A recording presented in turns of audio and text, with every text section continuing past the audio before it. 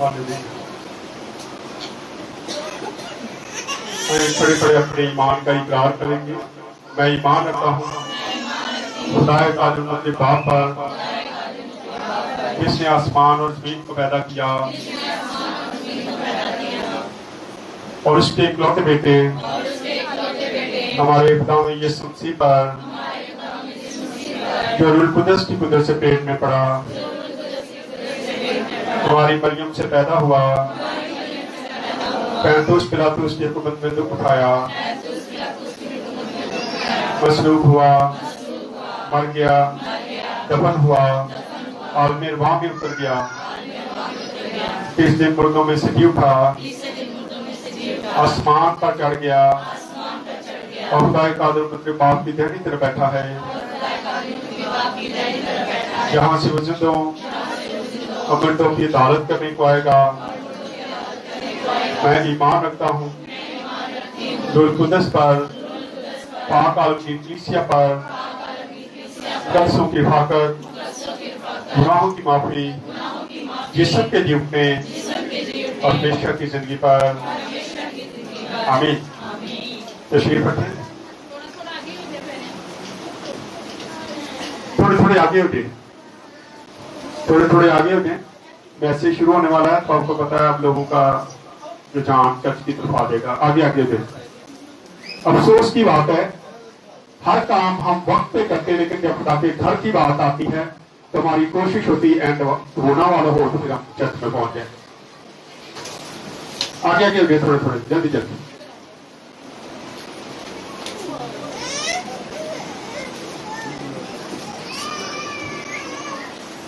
मैं चाहता हूं बरकत कौन कौन लेना चाहता है? फुल बरकत कौन कौन लेना चाहता है? पूरी बरकत।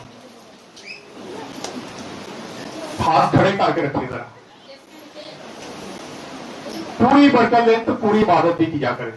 अगर बरकत लेनी है तो खुदा इस तरह बरकत कभी नहीं देता। ये जेब इसीलिए हमारे घरों से मुश्किलें परेशानियां नहीं जाती, क्योंकि हम खुदा को वो वक्त देते जो हमारे पास फालतू हो जाता है। फिर कहते चलो हम खा रहे हम चले जाते नहीं।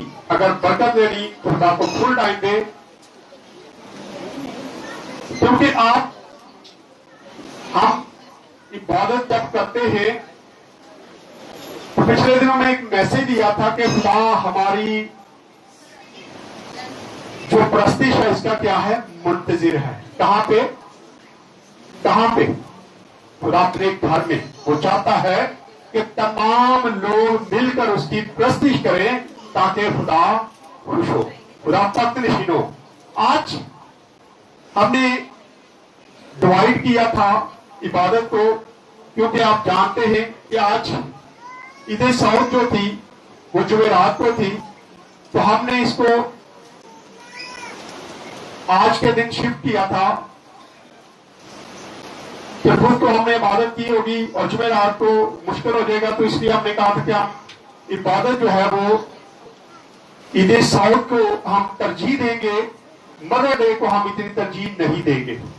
मदर डे बेसिक खुद को भी मैंने कहा था कि मदर डे हर रोज है। ये नहीं कि एक साल के बाद आप स्टेटस लगाते हैं, तस्वीरें लगाते हैं, मां को गिफ्ट देते हैं। बड़े सख्त अल्फाज मैंने उस दिन भी इस्तेमाल किए थे, लेकिन आज छोटा सा हवाला मैं पढ़ूंगा, उसके बाद इतना लंबा नहीं। बच्चे जो है आज बच जाएंगे।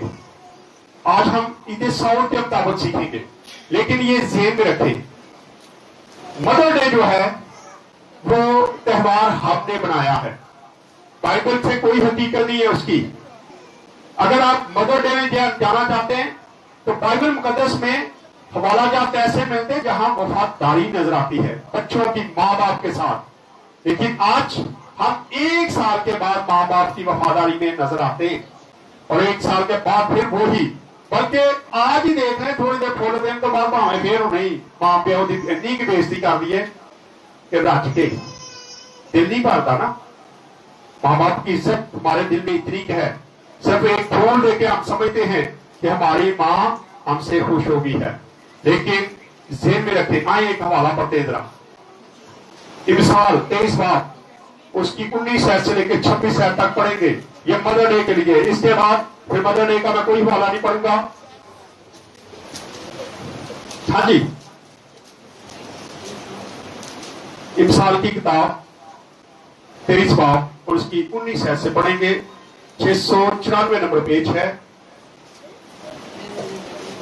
हाँ जी, ऐ मेरे बेटे, ठीक है, पढ़ दे। आए मेरे बेटे, तू सुन और बना बन और अपने दिल की रहबरी कर। तू शराबियों में शामिल ना हो, तो शराबियों में शामिल ना हो। जी आगे। और ना हरीस कबाबियों में, हाँ जी, क्योंकि शराबी और खौल कंगाल हो जाएंगे और नींद उनको जथेड़े पहनाएगी। हाँ जी, पढ़ते जाए 26 तक जाना। अपने बाप का जिससे तू पैदा हुआ अपने शिकवा हो, बाप का जिससे तू पैदा हुआ है उसका क्या हो? शिकवा हो। शिन्वा। शिन्वा का मतलब है उसका सुन, उसकी बातचीत सुन, जो वो कहता है उसकी बात मान। लेकिन आज माँ बाप की बात नहीं मानते, लेकिन मदर डे भी मनाएंगे और फादर डे भी मनाएंगे। ये बड़ा जरूरी है ना, लोगों को दिखाना, देखो जी मैं अपने माँ बाप को कितना प्यार करना है। ते भावें खुदा ही रहम करे। मैं बड़े घरों में जाता हूँ, बड़े लोगों को जानता हूँ, बड़े बच्चों को जानता हूँ, जितने की इज्जत करते मुझे पता है। इसलिए साल में एक दिन नहीं बल्कि हर रोज अपने माँ बाप की इज्जत करें, क्योंकि तीसरा हुक्म ही यही है। कितना हुक्म है? तीसरा ही है। क्या ख्याल है, क्या है हुक्म? पढ़े जरा, बोले। ये तो हुक्म तो वैसे ही आने चाहिए ना। अपने माँ बाप की इज्जत कर ताकि तेरी उम्र जमीन पर दराज हो। अगर लंबी उम्र चाहते हैं तो फिर क्या करें? माँ बाप की इज्जत करें। हाँ जी, पढ़ दे इसको।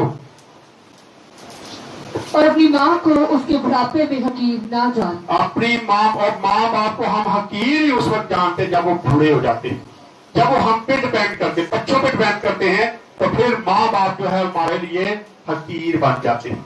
हम उनकी इज्जत ही नहीं करते। फिर हम क्या कहते? और तो बड़ा तुसी जी उदो पढ़ाना, तो हम दौर को लेके बैठ जाते। तो दौर फर्क सी उस वक्त। मैं समझता वो दौर बहुत अच्छा था।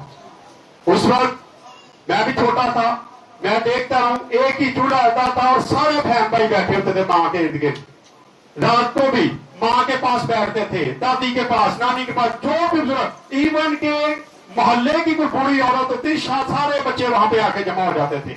और मोहल्ले की औरत जो है, जो बूढ़ी औरत है, वो सारे उसकी इज्जत भी करते थे और वो रात को कहानियां सुनाती थी। लेकिन आज हम अपनी माँ को टाइम नहीं देते। बुजुर्गों की पूछना से, मोहल्लेदारों को क्या पूछना है? हमें जरूरत है कि अपने माँ बाप को वक्त दें, लेकिन मोबाइल ने हमें तबाह करके रख दिया है। हर बच्चे के हाथ, छोटा बच्चा, हमने ऐसी तरबियत करनी शुरू की है बच्चों की कि हम छोटा बच्चा दूध पीता होगा ना तो उसको भी मोबाइल देते हैं। दूध नहीं पीता जिन दिन मोबाइल ना पढ़ा दे, इन दिन कार्टून। हम शुरू से बचपन से बच्चों को इस बात पे लगा देते हैं, फिर बड़े होके क्या बच्चों ने सीखना है? फिर वो मोबाइल ही सीखते हैं ना। फिर कहते जी मेरा बच्चा तो कंप्यूटर का बड़ा माहिर है, मैनू मोबाइल का नहीं पता। मेरे बच्चे जो बचपन से सिखा देना तो बच्चे को पता ना मोबाइल की चलता है। जी पढ़े आगे। सच्चाई को मोल ले और उसे बेच न डाल। हाँ जी, हिकमत और तरबियत और फहम को भी। शादी का बाप नहायत खुश होगा। सादिक का बाप नहायत खुश होगा। जिसके बच्चे सादिक होंगे, अच्छे होंगे, उसका बाप जो है वो क्या होगा? शादमान होगा, खुश होगा। जी आगे। और दानिशमंद का बाप उससे शादमानी करेगा। हाँ जी, अपने माँ बाप को खुश कर अपनी माँ बाप को खुश कर अपनी वालदा को शाद मानता। कैसे?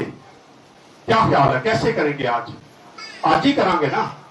आज तो बनता है ना, क्योंकि मदर डे है।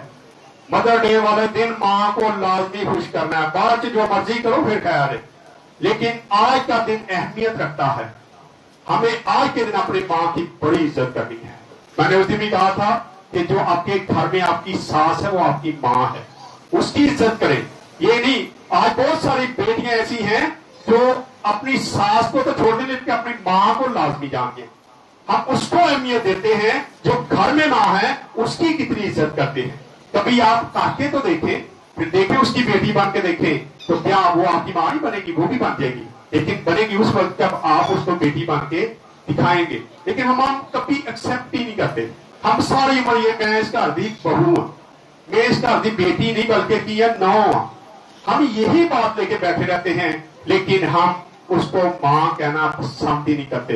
मैं बहुत सारे घरों में जाता हूं जेडे सास को हालत कर आंटी ही कहते, सास को क्या करते आंटी।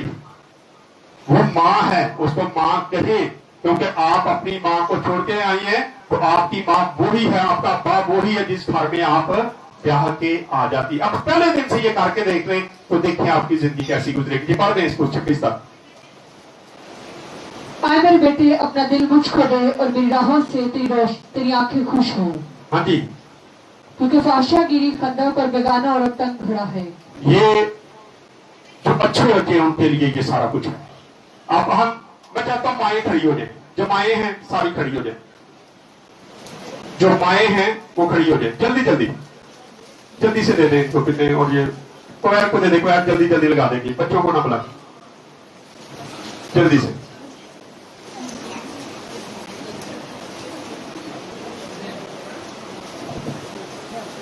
जो माएँ हैं सारी खड़ी हो जाए।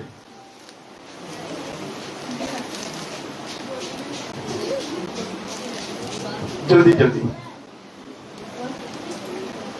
जल्दी जल्दी बैग लगाएं इनको, जल्दी जल्दी लगाते जाए।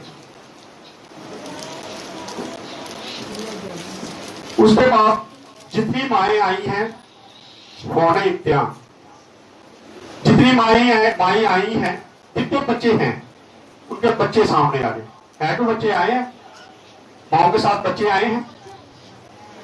हाँ जी आए हैं, जिनके बच्चे आए हैं इधर आ जाए, जल्दी जल्दी आ जाए।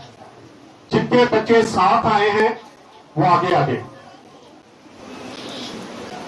हाँ जी, मामा कली नहीं आ गई, बच्चों का अच्छा लगिया खेलो, चर्च नहीं आना।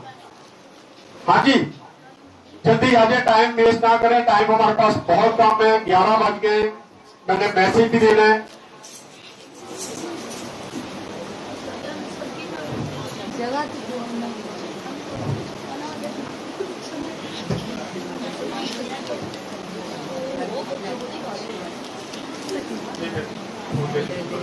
तो बच्चे आगे ना बच्चों को बोलते हैं अपनी अपनी माँ। ये बच्चों ये चर्च की तरफ से फूल है, या आप अपनी अपनी वादा को दें।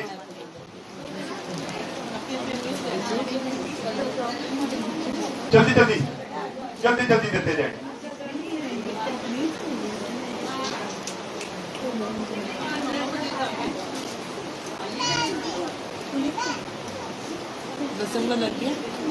अच्छा, जिनको फूल मिल गए वो वादा बैठती है, जिनको फूल मिलते गाते वो बैठते जाए, ताकि हमें पता चले।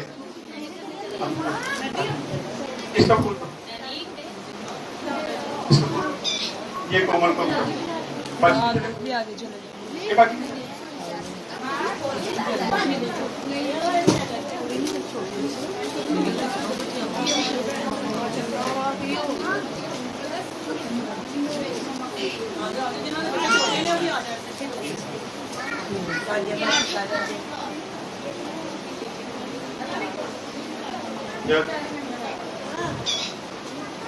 जिनके पास फूल पहुंच के बैठ लग गए वो बैठ गए।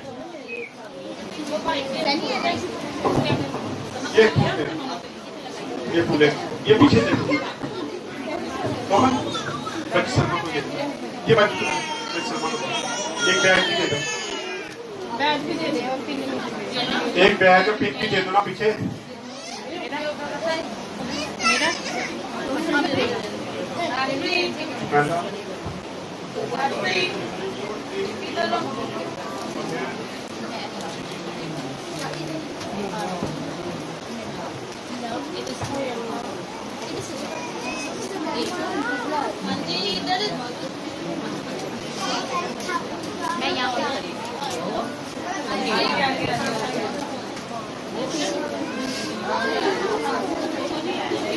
नहीं, जेडी मां खा रहे हो खा रही रहने, जो खा रहा है उसको खा रहने दे। आपको पता हमारे चर्च का एक असूल है कि जो घर में रहेंगे वो घर ही रहेंगे, जो चर्च में आएंगे उनके लिए ये चीजें होती है। हाँ जी, कौन रह गए? अच्छा, जिनके पास फूल और बैग चले गए बैठ गए, ताकि हमें पता चले कौन रह गया। ये रोमती मामा को मिल गया फूल। बैच लग गया बेटा आपको? चले जी चले। हाँ जी, कौन रह गया? आगे जल्दी, आगे जो रह गए आगे।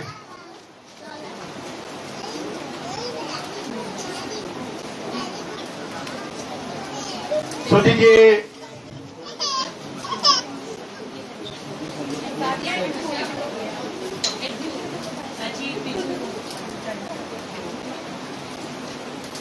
इसको देना।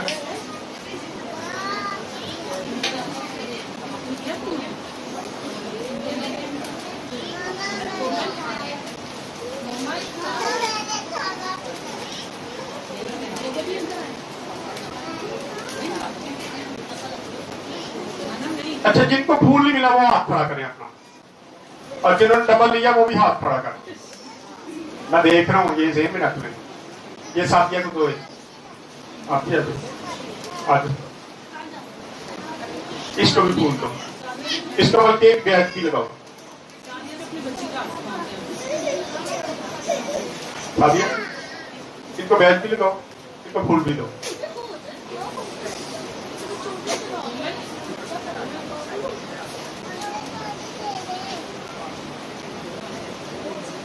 ये बाजी को मिल गया। हाँ जी, इनको भी दो फूल है, बैज और एक फूल पीछे भेज।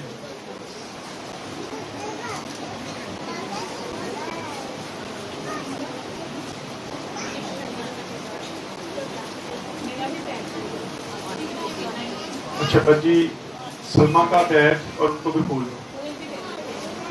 वो लेके गई तो उसने किसको दिया? बैज दे दो उसको। बजना आप ही दे दो इसको, ये भी नाम आ गया।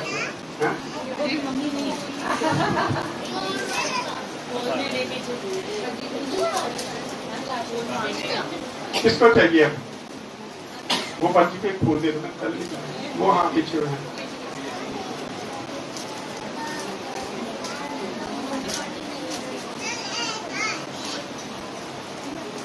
अच्छा जी, हो गए सारे। शुक्रिया। तमाम माओ को happy birthday, birthday happy mother day, ठीक है।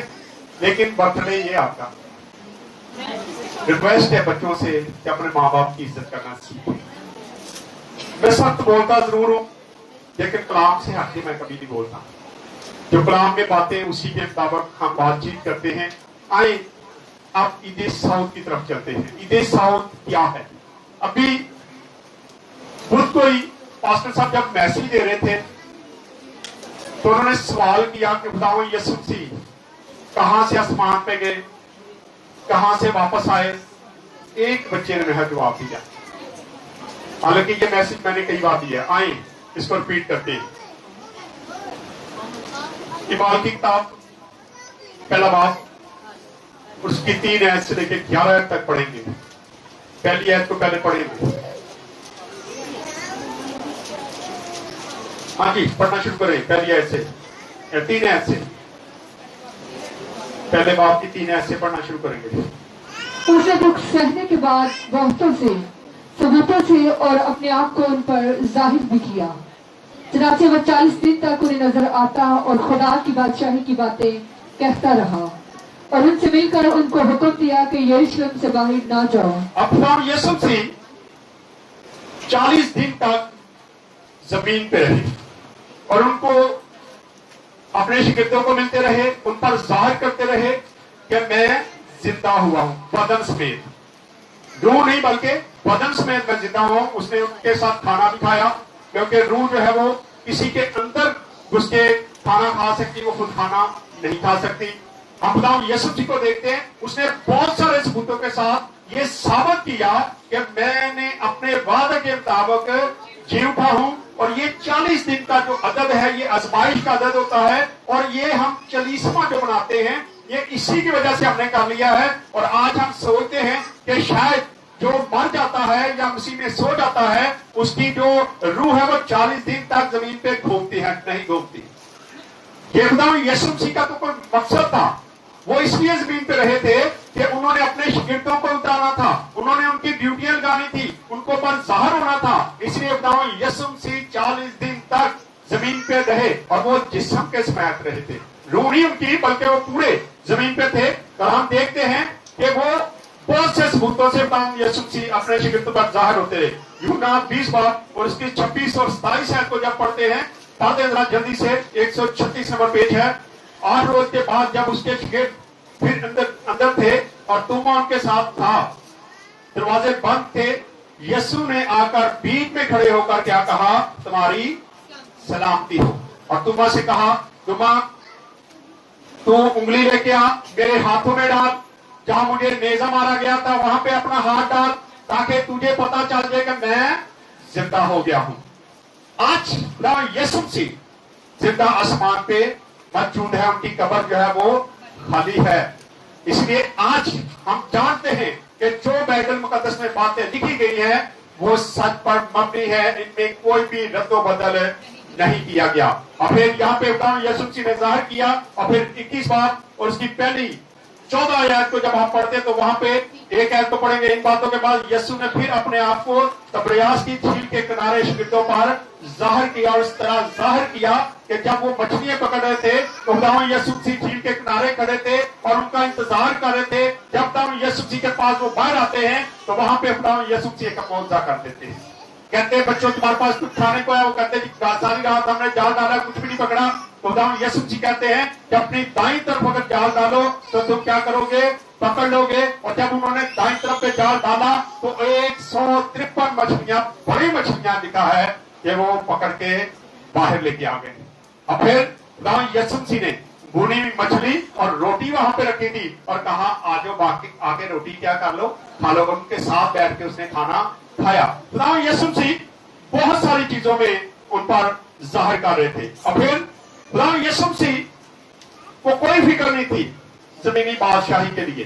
पढ़ते जनाब आगे वापस इमाल की किताब में। हाँ जी,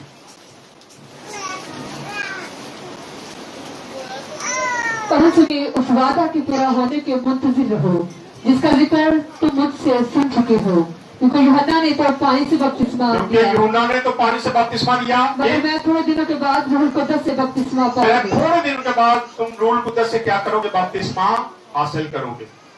खुदावंद यीशु मसीह ने कहा कि तुम यहाँ पे रहना। और फिर खुदावंद यीशु मसीह यहाँ पे उनके पास आते हैं, उनसे ये बातचीत कर रहे हैं और शिगिर्द क्या सवाल करते हैं। पढ़े, बस उन्होंने जमा होकर उससे ये पूछा कि ऐ खुदावंद, क्या तू इसी वक्त इसराइल को बादशाही फिर अता करेगा? अब खुदावंद यीशु मसीह से वो सवाल करते हैं कि क्या तू बादशाही का इख्तियार तेरे पास है? पढ़ते जरा 12 से इसको। फिर उन्होंने जमा होकर उससे ये पूछा कि ऐ खुदावंद, क्या तू इसी वक्त इसराइल को बादशाही फिर अता करेगा? हाँ जी, लेकिन खुदावंद यीशु मसीह का जवाब फर्क था। खुदावंद ये वो कुछ पूछते हैं, खुदावंद यीशु मसीह कुछ जवाब देते हैं, क्योंकि खुदावंद यीशु मसीह जमीन पर अपनी बादशाही कायम करने आए नहीं। आएंगे जब 1000 साल बादशाही में आएंगे तो फिर वो दुनिया पर बादशाही करेंगे, लेकिन अभी वो आसमान पे मौजूद हैं। उन्होंने ये बादशाही नहीं चाहिए थी, इसलिए वो तो उनको और बता रहे हैं। हाँ जी, पढ़े, उन्होंने क्या किया? उसने उनसे कहा, उन वक्तों और मियादों का जानना जिन्हें बाप ने अपने ही इख्तियार में रखा है तुम्हारा काम नहीं, लेकिन जब रूह कुद्दस तुम पर नाजिल होगा तो तुम कुव्वत पाओगे और यरूशलेम और तमाम यहूदिया और यीशु मसीह सबसे पहले उनको ये बताते हैं, ये नहीं बताते कि आसमान की बादशाही कैसे आएगी, बल्कि उनको ये बताते तुमने खिदमत करनी है और तुमने कैसे खिदमत करनी है और तुम्हारे इलाके क्या है। खुदावंद यीशु मसीह ये बताना शुरू कर देते हैं। वो सवाल कुछ और करते हैं और खुदावंद यीशु मसीह कोई और जवाब देते हैं। खुदावंद यीशु मसीह उनको बताते हैं कि तुमने अब करना क्या है। सबसे पहले खुदावंद यीशु मसीह ने उनको कहा कि तुम मेरे गवाह होगे। फिर इलाका यरूशलेम और तमाम यहूदिया और सामरिया, बल्कि जमीन की इंतहा तक तुम मेरे क्या करोगे? गवाह बनोगे। तुम मेरे जमीन की इंतहा तक तुम लोगों में मेरी गवाही दोगे कि मैं खुदावंद यीशु मसीह हूं, मैं मर गया था, मैं तीसरे जी उठा हूं और अब मैं आसमान पे बैठा हुआ हूं तख्त पे। खुदावंद यीशु मसीह ने ये बातें उनको बताई। पढ़े आगे, तमाम यहूदिया और सामरिया में बल्कि जमीन की इंतहा तक मेरे गवाह होंगे। हाँ जी, ये कहकर वो उनके देखते देखते ऊपर उठा लिया गया। फिर खुदावंद यीशु मसीह उनके देखते देखते आसमान पर क्या हो गया?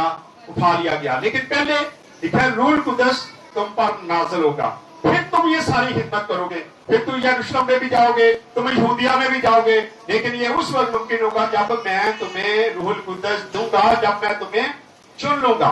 और जब चुन लिया जाता है तो फिर खिदमत का आगाज होता है। इसीलिए आज बहुत सारे लोग रूहुल कुद्दस से खाली हैं, खिदमत करते हैं, लेकिन हम देखते हैं कि उनके पास रूहुल कुद्दस काम, इसलिए वो दुनियावी काम करते हैं, दुनियावी जिंदगी पर उनका गुस्सा भी है, उनके अंदर हसरत भी है, उनके अंदर लड़ाई झगड़े भी हैं, क्योंकि वो रूहुल कुद्दस से खाली है। रूहुल कुद्दस उन पर नाज़िल ही नहीं हुआ, लेकिन दिखावे के लिए बड़ा कुछ कर देते हैं कि मैं रूहुल कुद्दस से भरा हुआ हूं, लेकिन उसके दिल के अंदर इतना बड़ा हसद होता है, लड़ाई झगड़े होते हैं, हर वक्त वो लोगों को तनकीद करते रहते हैं। लेकिन हम देखते हैं कि कहें तो वो अपने आप में समझते कि मैं रूहुल कुद्दस से भरा हुआ हूं। लेकिन यहाँ पे यीशु मसीह बताते हैं कि रूहुल कुद्दस पहले तुम पर नाज़िल होगा और फिर तुम मेरे क्या होगे, गवाह होगे। और एक बंदा निकम्मा हो, लेकिन अगर वो रूहुल कुद्दस से भरा है तो आप देखेंगे कि उसकी जिंदगी में आपको चेंज नजर आएगा। वो हलीम होगा, वो हम्बल होगा, वो हसद नहीं करता होगा, वो लड़ाई झगड़े नहीं करता होगा, वो हर किसी की बर्दाश्त करने वाला होगा, वो रूहुल कुद्दस से भरा हुआ नजर आएगा। इसलिए जरूरत है कि पहले इन चीजों को देखें। फिर हम देखते हैं कि खुदावंद यीशु मसीह उनके देखते देखते क्या हो गया, आसमान पर उठा लिया गया। जी आगे। और बदली ने उसे उनकी नजरों से छुपा लिया। बदली ने उन्हें उनकी नजरों से उसे क्या कर लिया, छुपा लिया। बादल ले गया खुदावंद यीशु मसीह को। जी। और उसके जाते वक्त जब वो आसमान की तरफ गौर से देख रहे थे, जब वो आसमान की तरफ गौर से देख रहे थे तो देखो दो मर्द सफेद पोशाक पहने, दो मर्द सफेद पोशाक पहने के आगे उनके पास आ खड़े। अब ये एक मंजर बड़ा खूबसूरत मंजर है। यही दो वो फरिश्ते हैं जो खुदावंद यीशु मसीह की कब्र पर थे। जब मरियम मगदलीनी वहां पे जाती है और वो दो शख्सों को अंदर देखती है और वो देखती है और वो समझती है कि ये कोई वैसे बैठे हैं, और वो उससे सवाल करते तू किसको ढूंढती, वो कहती मेरा रास्ता गुम हो गया। ये वही दो फरिश्ते हैं जो इस वक्त भी, ये लगता यही है कि जब तक खुदावंद यीशु मसीह आसमान पे वापस नहीं गए, ये दो फरिश्ते जो है खुदावंद यीशु मसीह के साथ साथ थे। और इनको इख्तियार दिया गया था कि ये अपनी क्या है जो शबी है वो चेंज कर सके, ये इंसानों की तरह रह सकते थे। यहाँ पे लिखा वो मर्द थे, वो फरिश्ते नहीं बन के आए थे, वो मर्दों की तरह खड़े थे। उनके पास इख्तियार था कि वो अपनी शबी को क्या करें, चेंज कर। खुदावंद यीशु मसीह ने, खुदा ने जब इंसान को बनाया तो उसका मकसद यही था कि जब उसने अपनी शक्ल व शबीह उसको दी तो उसका मकसद यही था कि जब चाहे मैं या मेरा बेटा जो है वो जमीन पे इसकी शक्ल में जा सके, इंसान की। यीशु मसीह इसलिए इंसानी शक्ल में जमीन पर जाहिर होते हैं। और यहाँ देखते हैं कि दो जो सफेद पोशाक पहने मर्द हैं। आइए जरा इसको देखते हैं, लूका 24 बाब और इसकी 4 आयत को पढ़े जरा जल्दी से।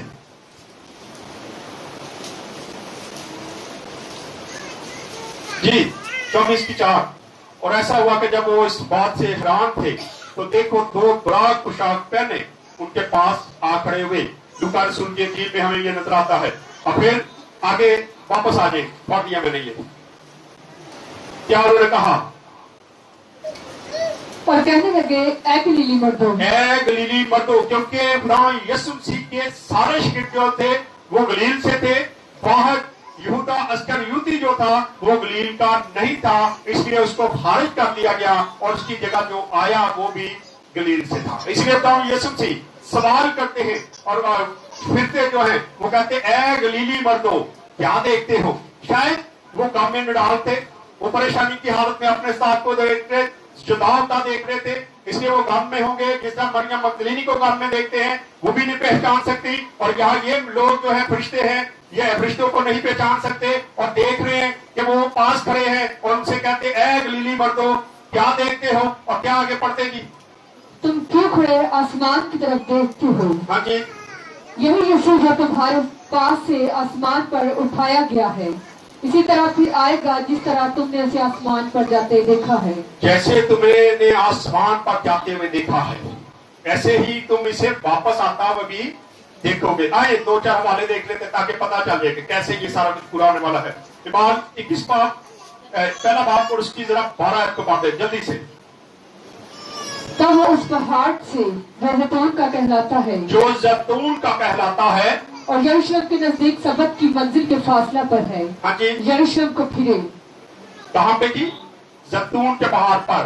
बताओ यीशु मसीह के पास शिगिर्द खड़े थे और जैतून के पहाड़ से हम देखते हैं, बताओ यीशु मसीह आसमान पर जाते हैं। आइए एक और हवाला देखते हैं। जिक्रिया 14 बाब उसकी 4 है, 977 नंबर पेज।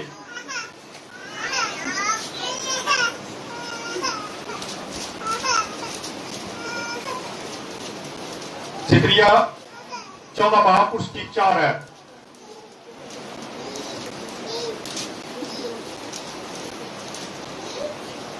वो कोई जैतून से आसमान पर गया और उसी पर क्या है, वापस भी आएगा। जी पढ़ दे। जिक्रिया 977 नंबर पेज है, 14। और कोई निकालो, कोई भी निकालो तो पढ़ दो। 14:4।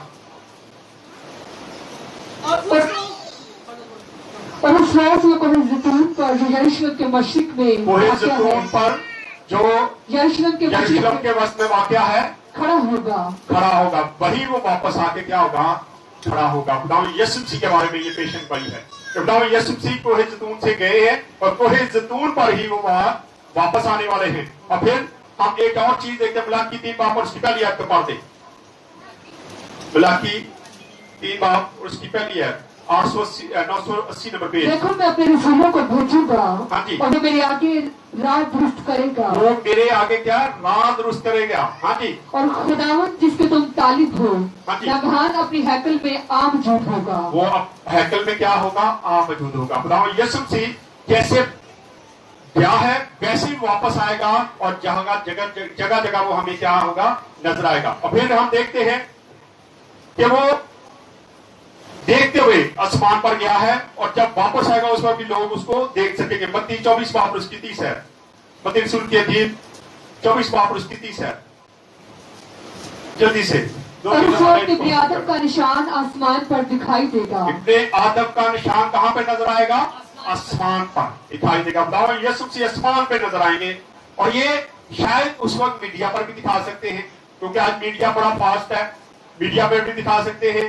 और फिर यीशु मसीह आसमान पे नजर आएंगे, जैसे बादलों में गए हैं वैसे ही वो बादलों में वापस आते हुए भी नजर आएगा। हम देखते हैं कि जब हम उसकी 1000 साल बादशाही को स्टडी करते हैं तो वहां पर लिखा है कि जब नरसिंगा फूंका जाएगा तो अपने फरिश्तों के साथ क्या होगा, जाहिर होगा, नजर आएगा और आसमान में नजर आएगा। वो सामने से ऊपर से आएगा। और फिर हम देखते हैं कि वो बादलों से छिपा लिया गया। ये हमने अभी 9 आयत को देखा है, वो आसमान के बादलों पर आएगा। ये है मत्ती 24:30। अभी हमने इसको पढ़ा भी है। और उसने जलाल के साथ साथ फरमाया, वो बड़ी कुदरत के साथ जलाल के साथ वापस आने वाला है। जब वो अपनी बादशाही करने आएगा तो पूरे जोहो जलाल के साथ वापस आने वाला है। और ये जरूरी है कि हम आज अपनी अपनी जिंदगी पर गौर करें। क्या हम तैयार हैं? वो जा तो चुका है, अब उसकी आमद करीब है, उसने वापस आना है। और जब वो वापस आएगा तो क्या हम उड़कर बादलों में उसका इस्तेमाल कर सकते हैं या नहीं? आइए खुदा इस कलाम के वसीला से खुदा हम सबको बरकत दे। आए अपने सरों को उठाएंगे, दुआ करेंगे। भाइयों में से कोई दुआ में रहम नहीं करे, भाई कोई है तो दुआ में रहम नहीं करते।